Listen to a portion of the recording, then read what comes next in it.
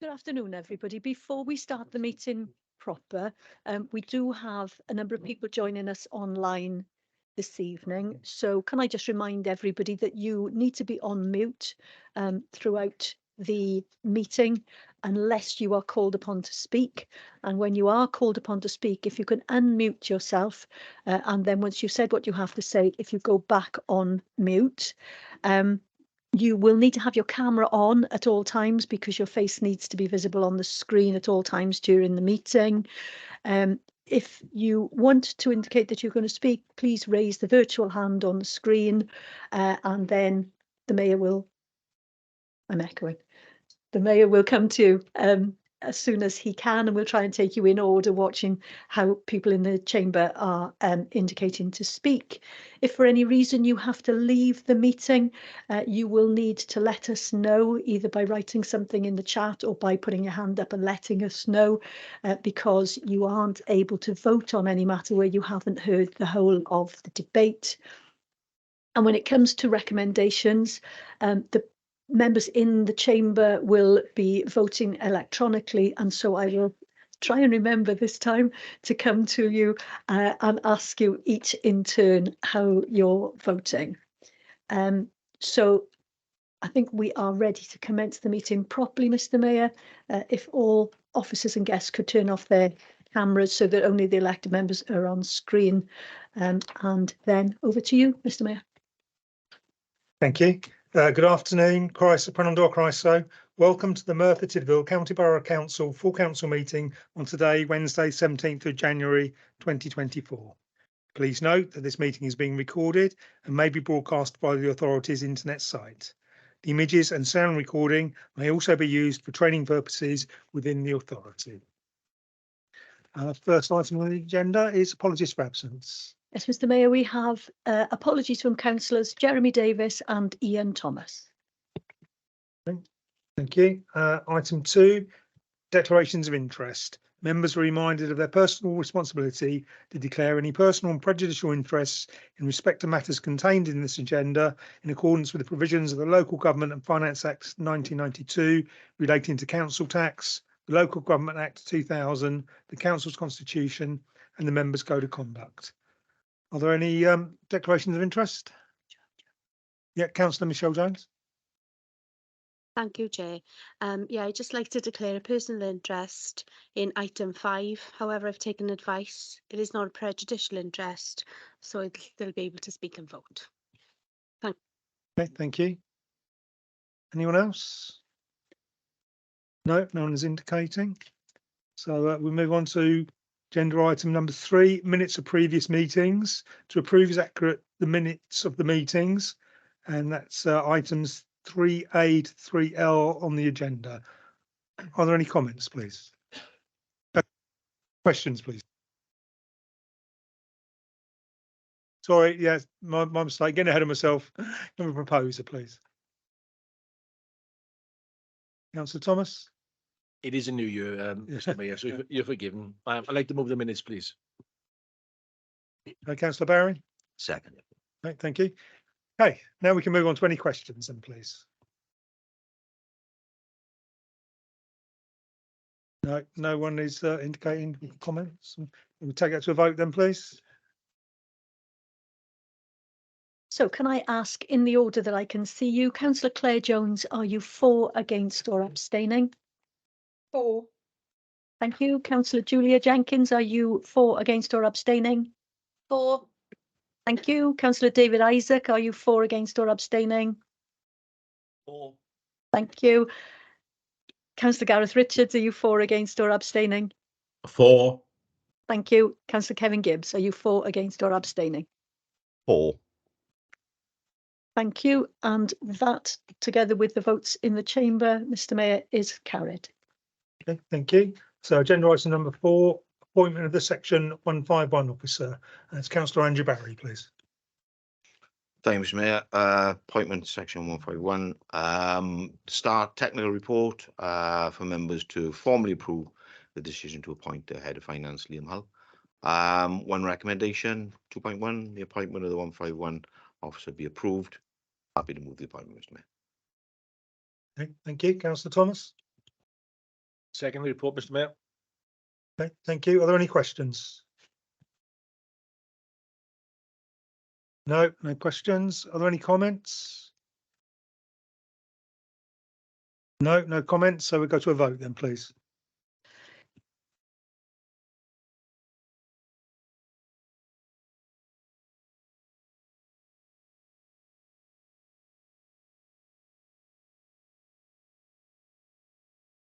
So we just have a slight there we are. technical hitch Hang for on. 1 second. Councillor Claire Jones, could you tell us whether you are for, against or abstaining, please?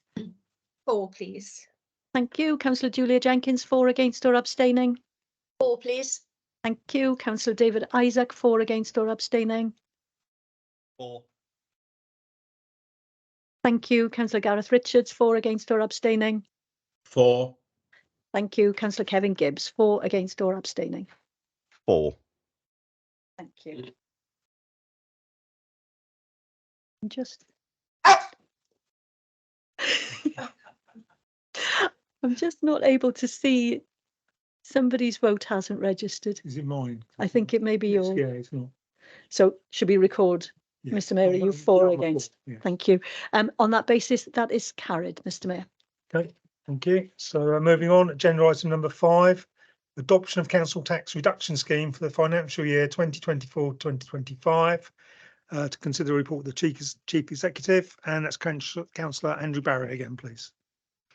Thank you, Mr Mayor. Report written by Sarah Price. Sarah's with us tonight for any technical queries we may have. Members remember we adopted the council tax reduction scheme as laid down by the Senate last year for 2023-24. There are 2 sets of regulations described at section 3. There's the default scheme regulations and the prescribed requirement regulations. There is a discretion under the prescribed scheme, namely our ability to apply an extended reduction on returning to work, an increase the amount of war disablement pensions and war widows pension to be disregarded in the calculations, and our ability to backdate an application for council tax reduction, all detailed at 3.2. Members will see the recommendation is to adopt the local discretion under the prescribed requirements as we did last year, so the scheme will remain unchanged from 23-24 financial year. The financial implications of the decision can be seen at 4.2. One recommendation, Mr Mayor, that the adoption of the council tax reduction scheme to commence April 24 under the requirements of the prescribed requirements regulation for the 2024-25 financial year be approved. I move the adoption of the prescribed scheme, Mr Mayor. Okay, thank you. Councillor Geraint Thomas. Second the report, Mr Mayor. Okay, thank you. Are there any questions, please? No, no questions. Any comments then, please? No comments. So we go to a vote then, please. Thank you. Councillors on the screen. Councillor Claire Jones, are you for, against or abstaining? 4, please. Thank you. Councillor Julia Jenkins, are you for, against or abstaining? 4, Thank you. Councillor David Isaac, are you for, against or abstaining? 4. Thank you. Councillor Gareth Richards, are you for, against or abstaining? 4. Thank you. Councillor Kevin Gibbs, are you for, against or abstaining? 4. Thank you. That's carried, Mr Mayor. Okay, thank you. So agenda item number 6, disclosure and barring service, police and procedure, to consider the report of the chief executive, and that's Andrew Barry again, please. Thanks, Mayor. I think all members appreciate the language and importance of our disclosure and barring service checks, or DBS checks, as they're commonly known. This report seeks approval from members for several changes that are required within the policy outlined at section 4. These are administrative changes that include new statutory definitions, new new regulated activity definition, amendment of processes in relation to data gathering and storage in line with GDPR, a change to the umbrella body overseeing the DBS checks, incorporation of a process for overseas criminal records disclosure, and an updated definition of volunteer has been included. All of these changes are outlined in section 4. The policy can be found at Appendix A. There's 2 recommendations, Mr. Mayor. 2.1, the changes to the disclosure and barring service policy be approved. And 2.2, delegated authority be given to the head of human resources for any future amendments to the disclosure and barring service policy in consultation with the portfolio member be approved, Mr. Mayor. Okay, thank you. Councillor Geraint-Thomas. Second report, Mr. Mayor. Okay, thank you. Are there any questions then, please? Councillor Darren Roberts. Thank you, Mr. Mayor. I previously had a DBS, check when I was sat on the fostering panel many moons ago, but I've not been asked to have a DBS since I've been a councillor. I was just wondering if it would be prudent for all elected members to have and hold a DBS certificate, or given the nature of the work that we carry out in the community and the possibility of going into vulnerable people's homes. Thank you.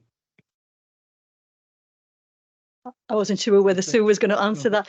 We have, members may recall, we considered this at a previous report that came before council when there were previous changes to the system, and the agreement was that we wouldn't be asking members to have checks, because almost inevitably when you're in the company of children or vulnerable people, you would have somebody else with you. It would be rare that you would be on your own, and on that basis we had decided that you wouldn't have checks if you had specific responsibilities where you felt that you were spending time alone with somebody in your role as councillor, where that person might be vulnerable. Then you could come and have a separate discussion, and we could consider whether that was relevant at the time. But as an overall thing for councillors, we have made the decision that it wouldn't be necessary. Okay, thank you. Any other questions? No. Any comments then, please? No comments. Oh, sorry, on the line. Clive. Sorry, Clive. Yep. Councillor Clive Jones. Okay, thanks, Mr. Mayor. I'm a little bit curious at that decision, frankly, because I think you'll find that all councillors at some time or other have to speak to and interview vulnerable individuals in their own home. And I certainly, on more than one occasion, been in the company of a vulnerable adult, as it was, just the two of us there. So there are situations, Mr. Mayor, which do arise.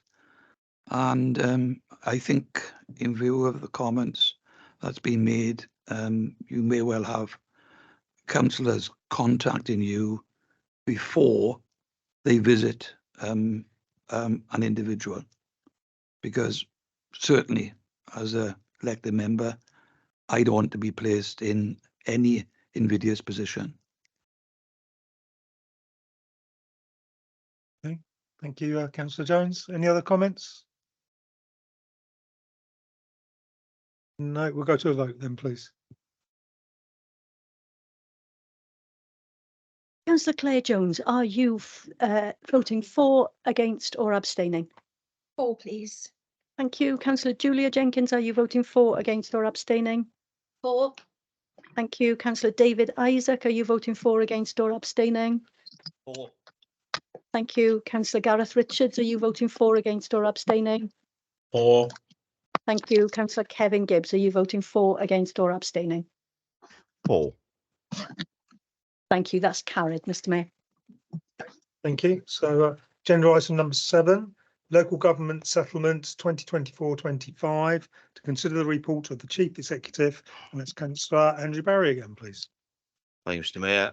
The figures of the provisional Welsh local government settlement resulting in a 3.4% increase for the local authority, increased for the local authority 24-25 that can be seen in Appendix 1, with the data sets that lead to the settlement outlined in Appendix 2. These figures will be all too familiar to members now, or certainly will become very familiar over the next few weeks whilst we're attempting to set a balanced budget. With the additional funding through the settlement and with the pay award, inflation and the additional demands, the revised budget deficit we now have to deal with now stands at £13.024 million outlined at 5.1 in Table 1. The additional demands we've seen in the system over and above what we've forecast is across all areas, but particularly education and social services. Pay inflation has outstripped the current rate of inflation, both in terms of the standard public sector pay pressures and the increase in the real living wage. Our pay award cost approximately £2 million more than was originally forecast. Inflation rose today by from 3.9% to 4%, the first rise in 10 months, denting any hopes of a reduction in interest rates from the Bank of England and in the short term, and obviously impacting on our capital borrowing requirement. With such a late provisional settlement, 20th of December, we have just a few weeks to produce a roadmap to lead to a balanced budget 24-25. Mr. Mayor, this will be incredibly challenging. The size and scale of the challenge cannot be understated. We will have to make decisions of an unprecedented nature to achieve the required savings that will inevitably impact on our services, staff, estate and residents. Implementing a blanket 20-mile-an-hour speed restriction currently has cost us £32 million by Welsh Government's decision. Returning capital monies to the Treasury in 2023, £155 million. The implementation of the MSs, which we're likely to see between 14.5 million and 17.5 million a year. That's without the abandoning of the M4 relief road around Newport, £157 million. Those sound bites alone, £360 million. Passing the buck down the M4 corridor, no longer an option, Mr. Mayor.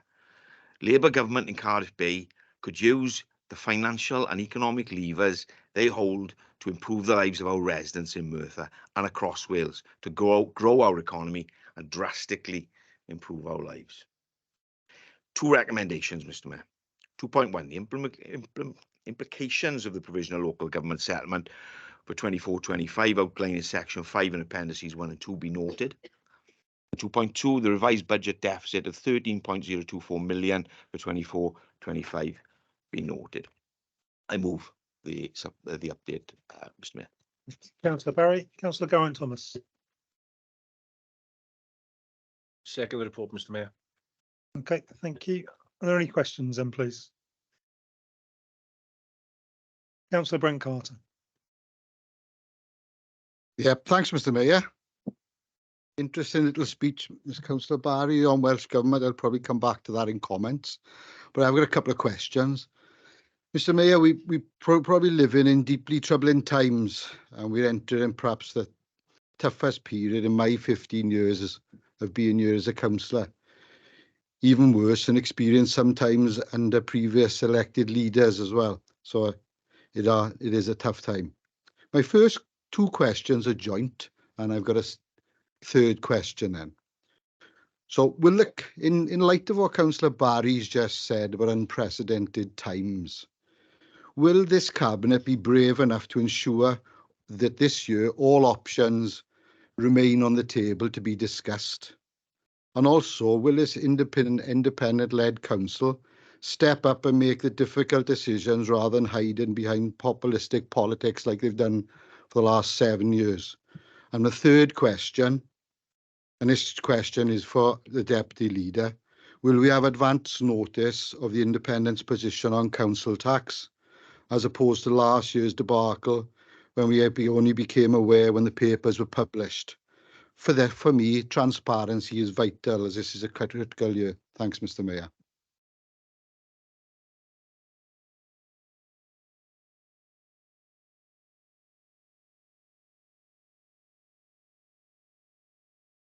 Lads, is it?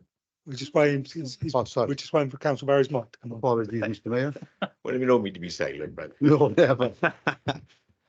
Council tax. Yeah, look, the decisions that are got to be made, to join those two questions together, there is nothing off the table at the moment.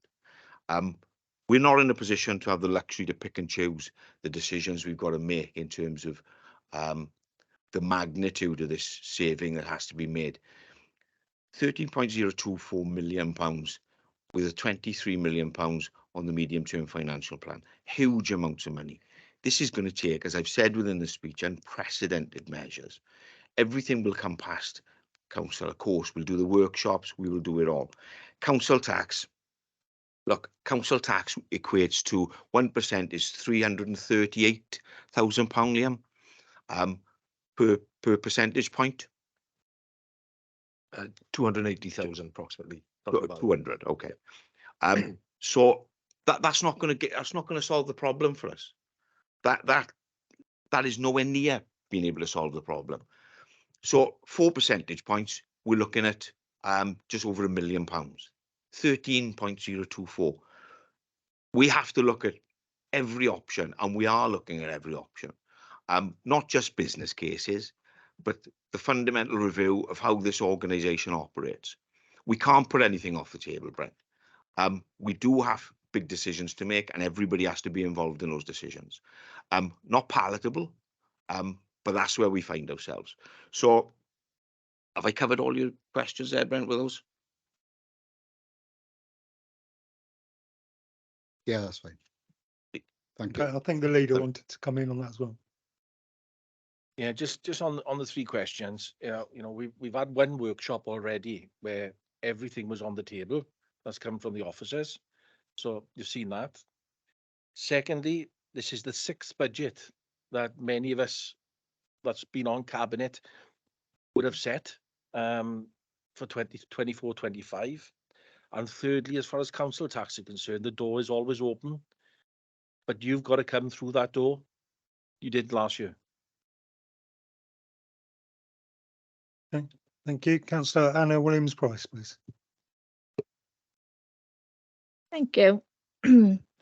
Councillor Jones, can I ask what impact do you anticipate this budget position will have on the education department and specifically on schools? Monitoring officer, can I declare an interest at this point, please? Yeah, I mean, there is nothing in this report which relates to education. So you've put Councillor Jones in a difficult position by asking her a question specifically on something in which you know that she has an interest. So she would have to leave, and if that question is to be put, and then somebody else would need to deal with that question. Thank you. So can I just clarify that the position is that the portfolio holder for education cannot answer questions on education? Yeah, but it's not what the report is about. And yes, the portfolio holder for education can answer questions on education, but if you ask her questions that are specifically related to the financial impact, in light of the complaints that have been made previously, I know that Councillor Jones will have a particular concern about dealing with that issue. So that particular question, if you wish to put it, will need to be put to somebody else, and Councillor Jones will need to leave in these circumstances. I would like to ask that question. I don't know who else will be able to answer it as well as the portfolio holder.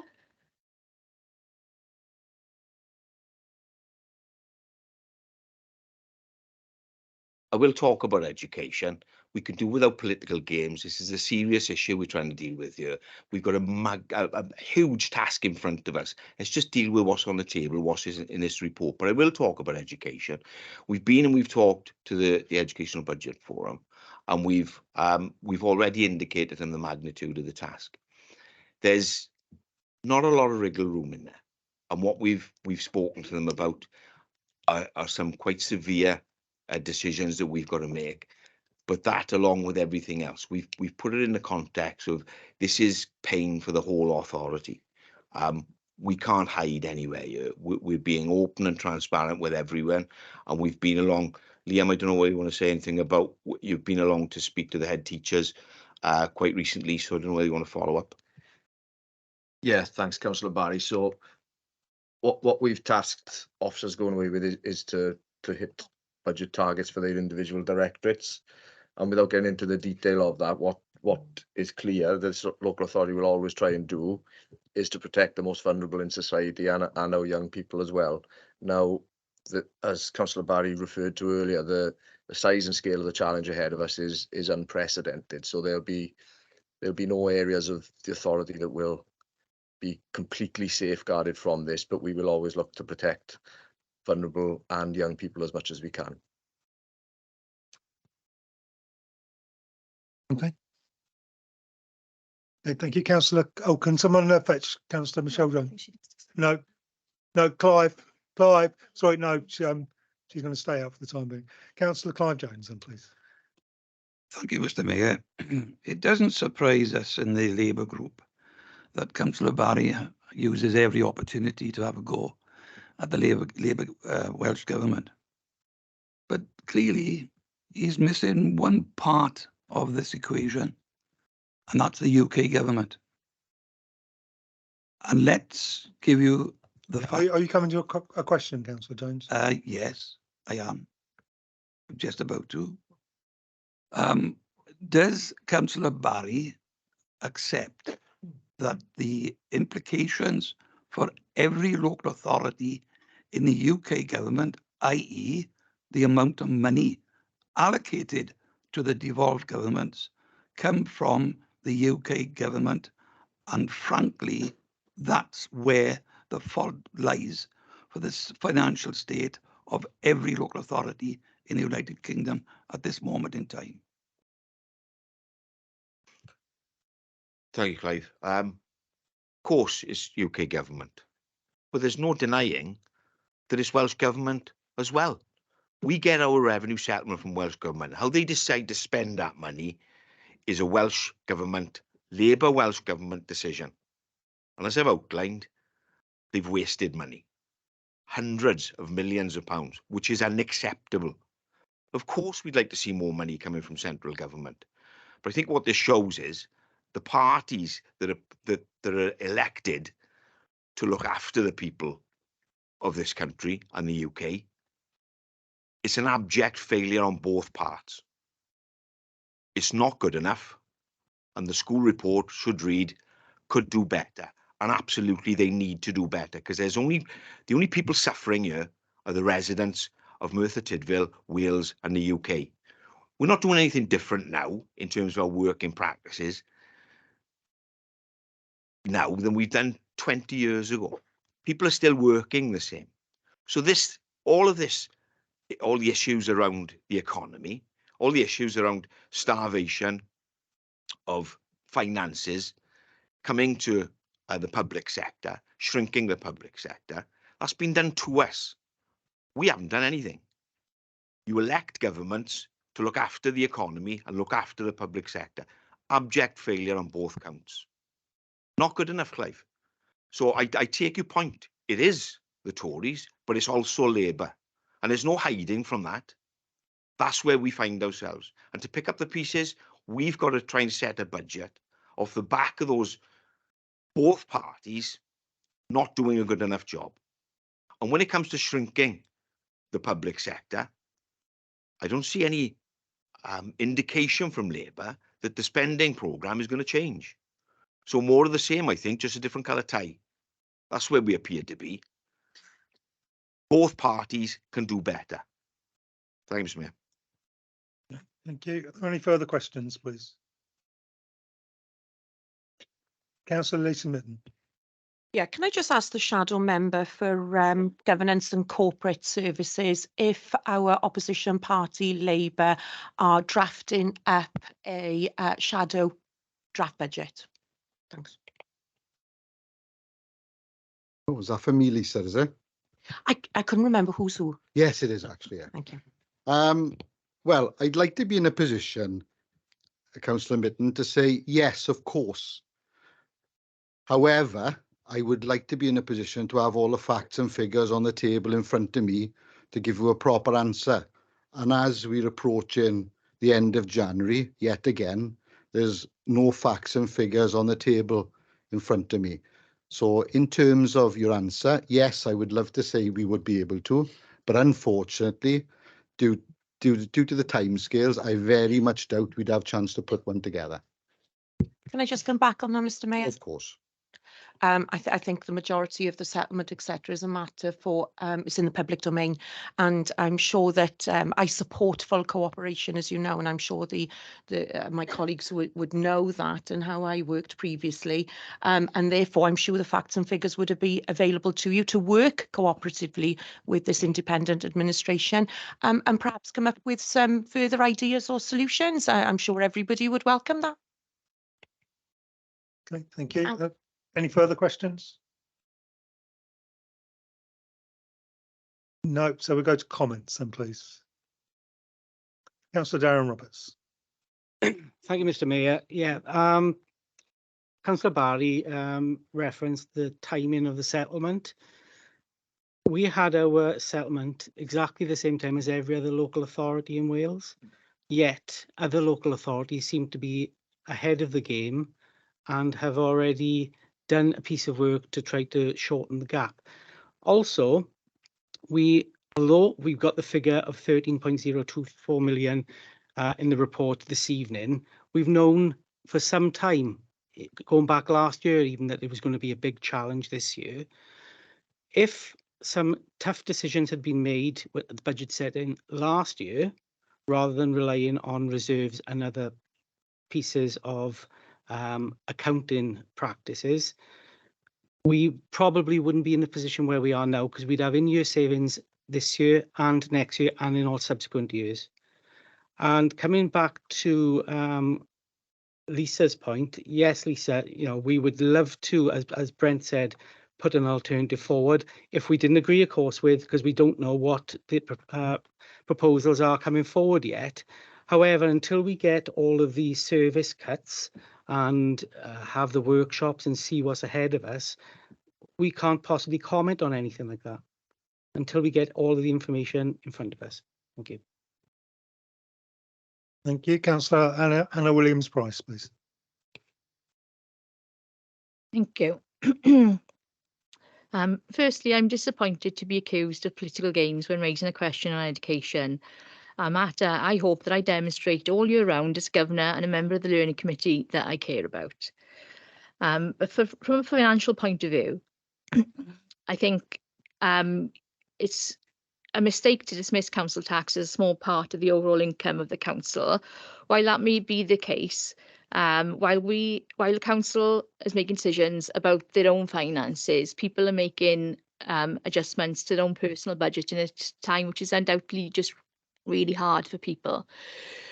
So as well as the benefit to the council of making sure we have a fully balanced budget presented for scrutiny by both elected members and our co-opted members, I think it's also really important for residents to have as much information about any anticipated council tax increase in far as advance as it can be made available, because that allows people to better plan their own personal finance at a time of increased pressure. Thank you. Thank you. Councillor Clive Jones, please. Thank you, Mr. Mayor. In my question earlier on to Councillor Barry, I particularly wanted to reference the Barnett formula, because that is the important issue, particularly as far as Wales is concerned. The UK Tory government particularly has been asked many times to sit down with representatives of the Welsh government to renegotiate the Barnett formula, which everyone accepts on all sides of the political divide, that it is completely out of date. And unless and until the Barnett formula is renegotiated and places like Merthyr Tydfil County Borough Council have a piece of the cake that we require here because of the deprivation factors, we're always going to have problems, particularly once we got a Tory government. And I think, Councillor Barry, I think you might find, hopefully, if there's a Labour government elected in the autumn, that the issue about the funding formula, particularly the Barnett formula in Wales, will be looked at. Thank you. Councillor Declan Salmon, please. Thank you, Mr. Mayor.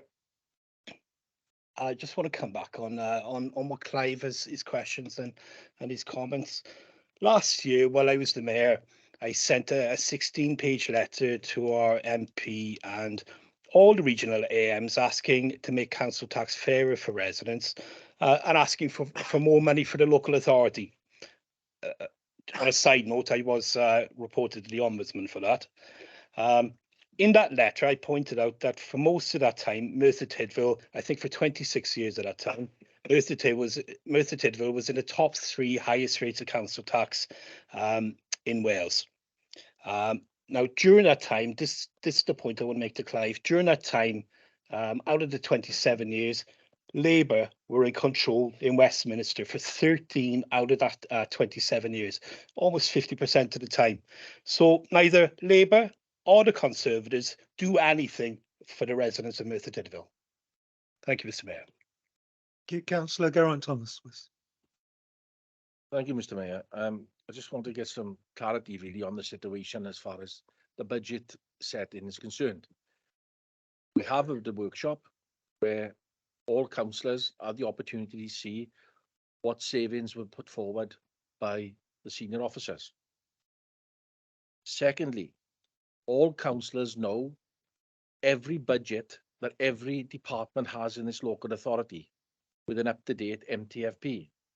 So all the information's there if you want to set your own budget. It is there. It's up to you if you want to set that budget. You haven't got the benefit of the officers who are making decisions at the moment, so you have to do that yourself. Now, we are in difficult times, very, very difficult times. I think everybody agrees in this house we're in difficult times. We've never had to, bridge a gap like this ever before. This is going to be difficult. There are going to be casualties along the way, as I stressed yesterday.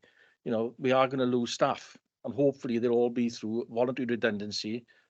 We'll go on to that report later on with the 188. But we have to all work together to get this legal balanced budget over the line. And that is what we're here to do as 30 elected members. We all have to play the game, all of us. Because if we don't, the council falls down. And this is the main thing that we have to do every single year, is set that balanced budget. So no playing games, let's get round the table and then sort it out. Thank you. Councillor Leeson. I must agree with Councillor Clive Jones. The Barnett formula outdated and needs to be scrapped immediately, and it really doesn't support any financial planning for any particular government. I think we just need to be mindful of the fact that we are a Welsh local authority. I do agree with regards to the Conservative cuts to budgets have been absolutely crazy over the last couple of years. However, this Welsh government has been in place for 25 years, and the 2024-2025 budget, when Councillor Anna Williams-Price constantly keeps on about the education budget, has just been ripped apart by £40 million. The apprenticeship budget, in the draft budget, a debate was had today talking about the £38 million cut. Who is that going to affect? Who's the decision maker there? Welsh Government. Who has got the pack of cards and who deals the pack? We are the ones left dealing with that pack, but the dealer is Welsh Government, and we need to remember that. Now, the other thing to remember as well is, if finances were managed correctly by Welsh Government since 2010, we would currently be looking at a £3.6 billion in-year savings to be used to plan better, to divvy out to local authorities, to save education from being cut, to save apprenticeships from being cut. But we're not, are we? Because it's been mismanaged. It hasn't been managed effectively. I'm all for cooperation. I'm all for working together. And that's why I don't believe in politics in local government, because that's what we need to do around the table, all together for the people of Merthyr Tydfil, and that is vitally important. And last but not least, yet again, we see that money is saved in climate change and in health. So vitally important. But questions need to be asked about the absolute diabolical spend on the 20 miles per hour legislation. And that money should have been, redirected into vital services. The people who are going to be impacted by education cuts, the people who are going to be impacted by apprenticeship cuts, as well as local authority cuts, are our most disadvantaged young people. We are trying to grow a stronger economy. How can we without a skilled workforce? Thank you, Mr. Mayor. Thank you, Councillor Min. Councillor Roberts, you're indicating, but you've already spoken on this, so unless it's a matter for personal clarification. Okay, thank you. So Councillor Brent Carter then, please. Thanks, Mr. Mayor. Speaking a couple of times tonight. It's not like me. Mr. Mayor, Councillor Salmon, just to come back on your point. You won't be the first and you won't be the last to be reported to the Ombudsman, I can assure you that. I've also had the privilege of being reported myself previously. Mr. Mayor, Councillor Barry, I'm sorry I can't leave this moment passing. I've got to come back at you slightly. You can't have your cake and eat it, unfortunately. You talked about Welsh Government and blaming them, which is all about politics and playing politics, when you opened up your speech tonight. Yet you don't like it. You didn't like it when Councillor Anna Williams-Price questioned Councillor Jones about education in the budget. We can't have it all, and you can't have your cake and eat it. If you're going to say something, you can't come back and say something else. Councillor Thomas, in terms of budget setting and things, you know, I would be amazed to think that you would be able to set a balanced budget without the help of the officers. So please don't tell me in the Labour group we can try to set a budget ourselves without the officers' help. It's practically impossible. In terms of unprecedented times, for me, why are we so late again with this process? And we learned from the last 7 years.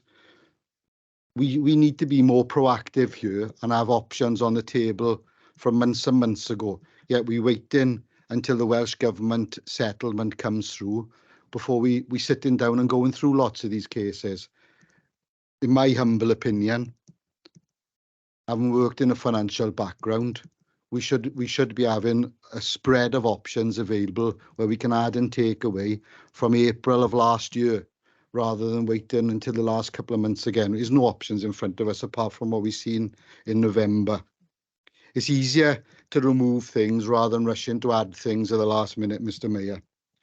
In terms of transparency, Councillor Thomas, are you guaranteeing that this year then that all business cases will be on the table rather than being removed like previous years? And I'll use last year as setting an example. When I was chairing a meeting, it was X amount of business cases supposed to be looked at, and lo and behold, the majority of them were removed by the Cabinet before they come to us. So I'm glad you were saying that all business cases will be staying there. Councillor Mitten, in terms of politics around the table and having everybody around the table, I totally agree with you. I think we're all in this together. The only problem I have is why wasn't that the case for the last 7 years? But going forward, I totally agree with you. We should be doing it now. Thanks, Mr. Mayor. Okay, thank you, Councillor Carter. Councillor David Jones, please.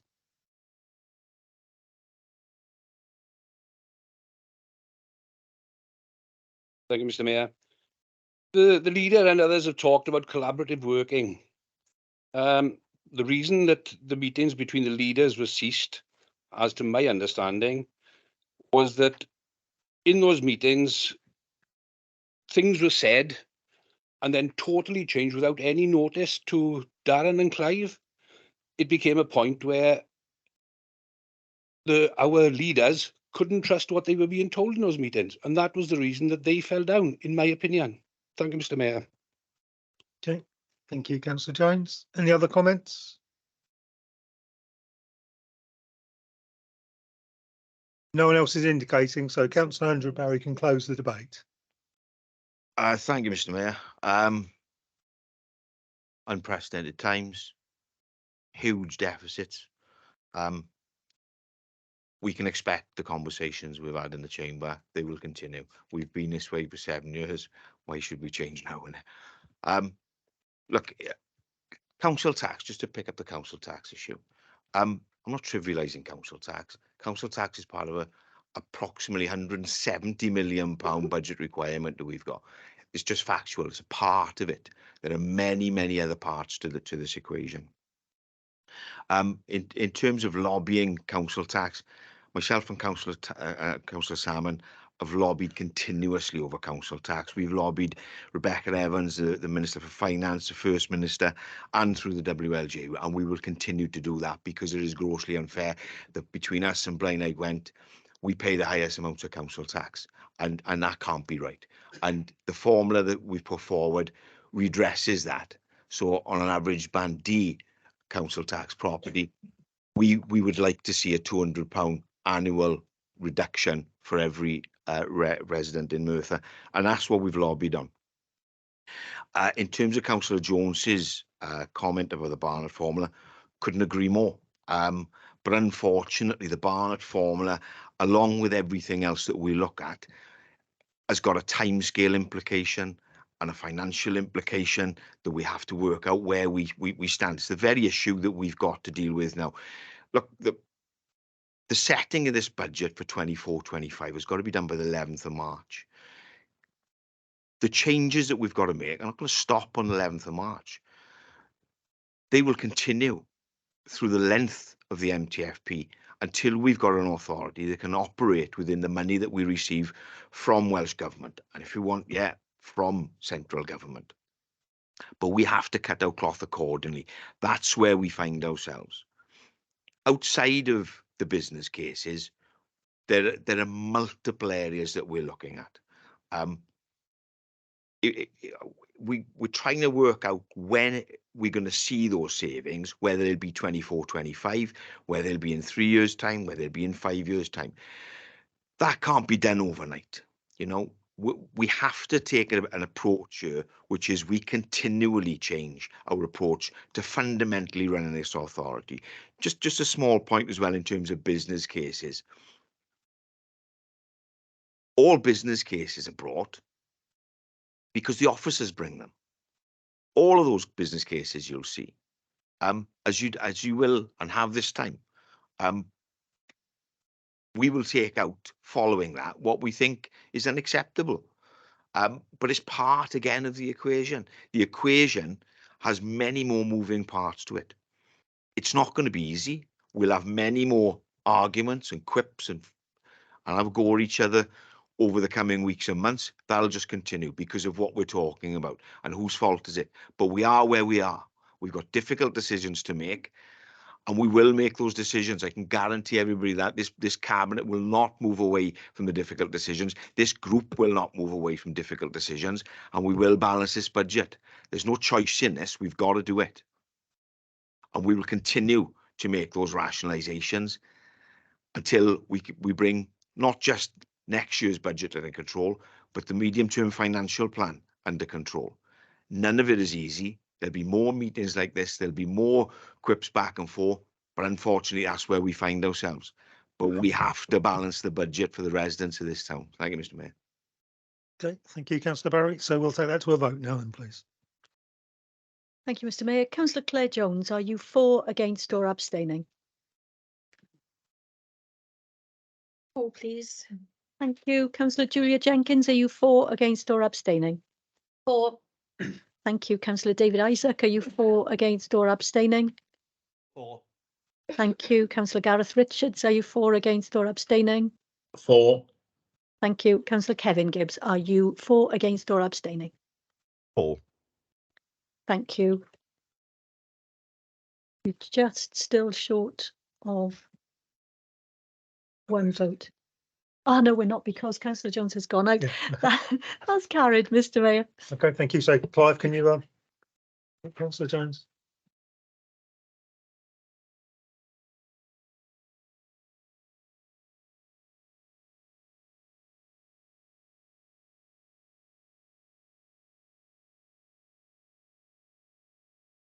Okay, so we'll just wait for Councillor Jones to take her seat.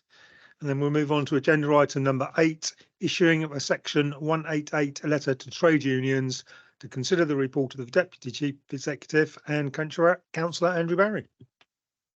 Thank you, Mr. Mayor. Yesterday, Wales Online commented on the financial position Merthyr and other councils throughout Wales find themselves in. The leader released a statement ahead of tonight's report. The report itself seeks here formal approval from the council this evening for the issuing of the section 188 notice to trade unions to start a 45-day consultation exercise to identify progress towards making those savings.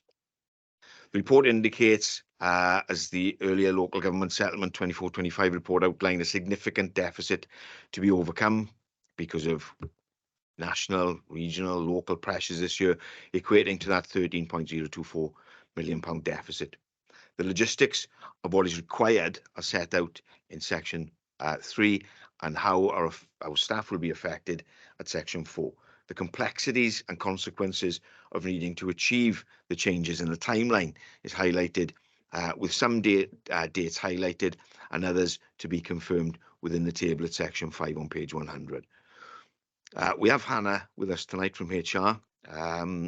Should members have any questions of a technical nature?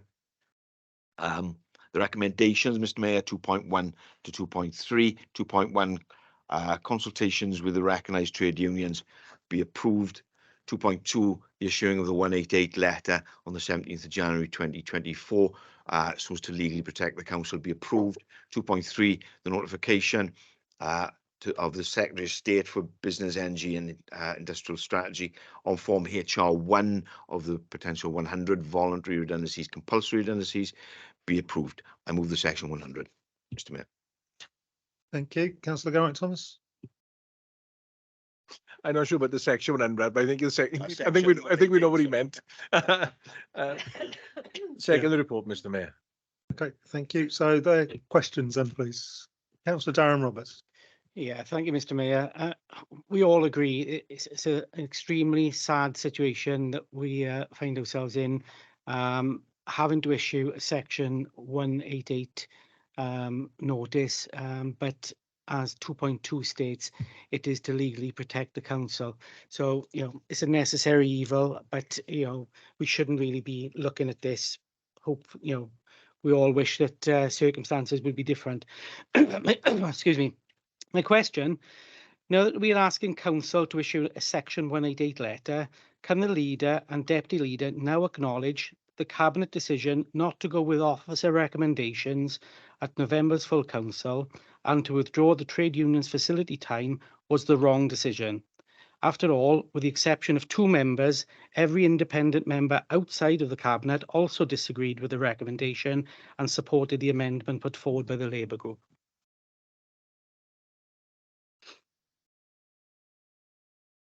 Thanks, Mayor. Thank you, Darren. The issue for us was not so much whether it was done, it was who was paying. And as we know, the unions pay enormous amounts to the Labour Party.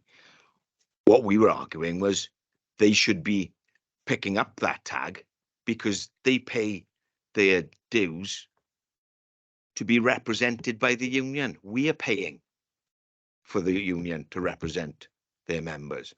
That's fundamentally wrong in our mind, and we stand by the decision. Thanks, Mayor. Thank you, Councillor Barry. Any other questions, please? Councillor Declan Salmon. Thank you, Mr. Mayor. I'd just like to echo Councillor Darren Roberts in what he said. First of all, it's terrible that yet again the council finds itself in this situation, and the many staff will now be worried about their jobs and the uncertainty that could could come with redundancy. I just got a couple of questions for Hannah, if that's all right. I've sent you some, but I'm not going to read them out because they really can't be answered. But first is, can we give serious consideration to granting voluntary early retirement to members of staff that ask for it? Because my question, by not letting staff leave on voluntary early retirement and things like that, as they have asked, do we risk them becoming ill or stressed with the possibility of them going on sickness absence? And have we found that over the last few years? Because I think quite a number, this is from a staff representation where staff have come on to me, and I think over the last number of years, quite a lot of staff have asked to leave.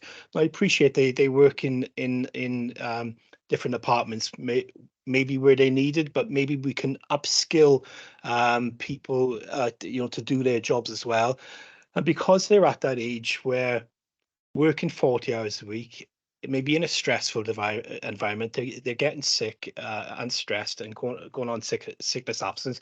But have we seen over the last few years that the sickness absence has increased, maybe with people that have asked for voluntary redundancy or voluntary early retirement? Okay, so you know that we've got the voluntary process, and obviously this is a very difficult time. For officers that are looking at any reduction, obviously voluntary redundancy is the preferred option. Obviously we work very closely with the unions, and again they share that, that if there are people that want to volunteer to exit the organisation, we will look at those first. However, sometimes people want to put their hands up that are in critical posts that is very difficult, and I know officers will be looking at sort of what we call sort of bumped redundancies, that if that post is critical, could that possibly mean that person could go and other people could be, as you said, upskilled? So all options are on the table at the moment, and we will look at that. Obviously, I haven't got the sickness data. We spoke about that before, so I have got some data I can share with you. It's very difficult to answer that question in terms of those that want to leave the organisation may have been refused, and whether they have gone on to sickness. But each individual has their reasons for having any sickness absence, and managers will manage that, through the appropriate policies that we've got. So yeah, all options really are, on the table to try and minimise that, difficulty situation that we're in, and our volunteering sort of process will be looked at first.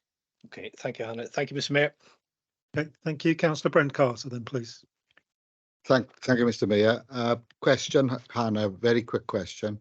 Having read this report and you're talking about voluntary redundancy first, which would be the preferred option, am I right in assuming that there would be no enhancement like it has been for previous years on terms? Yeah, so it'll just be our normal voluntary redundancy policy. Okay, thank you. Thank you. Councillor Anna Williams-Price, please. Thank you. So to pick up on Councillor Roberts' point, obviously there was an agreement in November that the 5 days release time for the recognised trade unions would continue until the end of the financial year, and a further paper be brought forward. So is it the Cabinet's intention at this point in time that the proposal will be to reduce it to 2 days?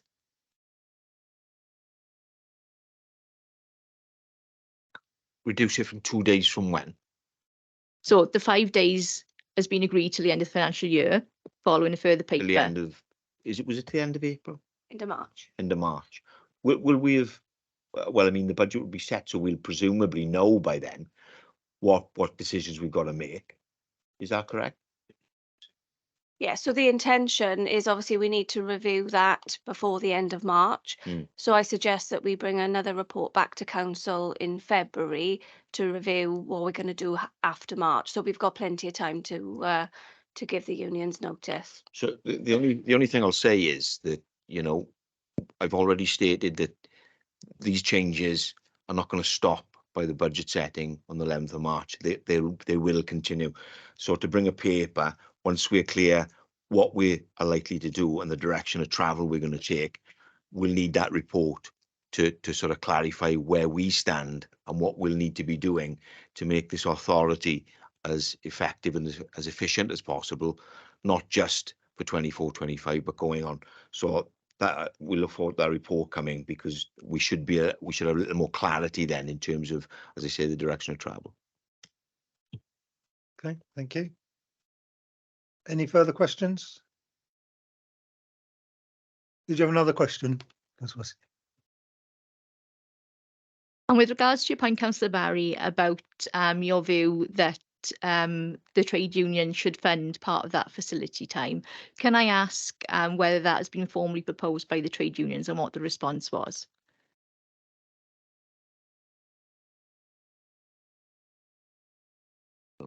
Not something we've requested for them to do. So I mean, we could make that. I do think we've mentioned that to them about paying. But not formally. Not formally. So what are you saying to us, that you'd like a formal approach from us, depending on what that report is saying, for us to go into the future, that they fund it? Is that what you're suggesting we do? I'm not making a suggestion to the cabinet. I'm merely asking for clarification to understand what actions you have taken in line with what you've advised. So we've informally spoken to them, but it hasn't been a formal approach to ask them to take that. So that's it. Okay, thank you. Okay, thank you. Any further questions? No, so we've gone to comments then, please. Councillor Darren Roberts. Yeah, thank you, Mr. Mayor. I'm quite frankly not surprised that Councillor Barry has dug his heels in and refused to acknowledge that they made the wrong decision. After all, there was a comment made, I think, at the meeting to say that they didn't envisage any further redundancies this year. And lo and behold, we're issuing a Section 188 looking at potentially 100 voluntary or compulsory redundancies. A bit short-sighted, I think. Yeah, Councillor Clive Jones. Yes, thank you, Mr. Mayor. In an email sent out by Councillor Geraint-Thomas, the leader, 20 to 7, last night to all councillors, I quote one of the last paragraphs there, and it is, "Collaboration with the relevant trade unions is crucial for credible and achievable savings." Yes, you've got to talk to the trade unions, particularly when we are talking about either voluntary redundancies and compulsory redundancies. And frankly, as far as the Labour group is concerned, we sincerely hope that the 5 days will continue from the 1st of April this year, because if you all remember, it stopped on the 1st of October last year for 5 weeks until the report came to council. And as a result of the vote the previous evening, when the majority of independents and all the opposition voted for it to be restored, this needs to continue from the 1st of April 2024. You need to be talking to and have the trade unions on board as much as possible in these very difficult financial times. Thank you, Councillor Jones. Any further comments? Councillor Geraint-Thomas. Thank you, Mr. Mayor. No, our staff are our most precious asset. You know, we've got many years. That's, you know, got close to 40 years experience or more. You know, servicing, you know, working in service for the people of Merthyr Tydfil. And it's going to be a difficult year for us if we lose up to 100 of our employees, friends, colleagues. Very, very difficult. I can assure Councillor Jones that we've got a good working relationship with the unions. We've had very amicable meetings with the unions, and they will continue, and that won't stop. It's just when you look at it, right, over the last 6 or 7 years now that I've been in the council, serving a 188 letter is like an annual report now. It's something that we're doing constantly, and we shouldn't be doing that. You know, I think when we all came into the council, we all came in to serve the people of Merthyr Tydfil and get better services for them. And unfortunately, that's all we seem to be doing is cutting and cutting all the time. At some point, it has to stop. It has to stop. You know, local government needs more money. Needs more money. You know, the staff need better pay and conditions. But at the moment, this treadmill we're on just seems it's a treadmill to oblivion. It has to stop at some point. So wherever it is, whatever government, UK government, Welsh government, they have to put more money into local government. Okay, thank you, Councillor Thomas. Are there any further comments? No, so we'll go to a vote then, please. Thank you. Councillor Claire Jones, are you for, against or abstaining? For. Thank you. Councillor Julia Jenkins, are you for, against or abstaining? For. Thank you. Councillor David Isaac, are you for, against or abstaining? For. Thank you. Councillor Gareth Richards, are you for, against or abstaining? For. Thank you. Councillor Kevin Gibbs, are you for, against or abstaining? For. Thank you. And that's carried, Mr. Mayor. Okay, thank you. So agenda item number 9 is an information report. Item 10, to deal with any other urgent business correspondence. There is none. Item 11, to receive communications from Their Worship the Mayor. There are no communications. So I'd just like to say it's very cold out there this evening, and I'm sure we all appreciate our gritting teams who will be out overnight, keeping the roads safe, and everybody take care on the way home. Thank you very much. Good night.